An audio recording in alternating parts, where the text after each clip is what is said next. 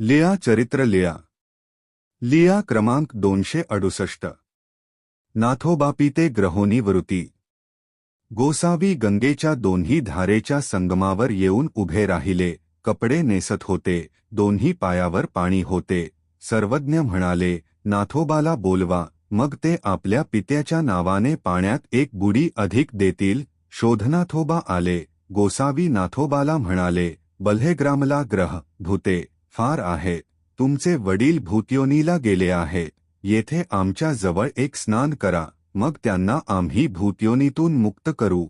तर उपाध्ये म्हणाले, पोरा उठ उठ, तुझा पिता पुरुषोत्तम मांत्रिक होता, तो ग्रह झाला आहे, गोसावी त्याला ग्रहत्वापासून मुक्त करू पाहत आहे। मग नाथोबांनी गोसावियांच्या श्रीचरणांच्या जवळ स्नान केले।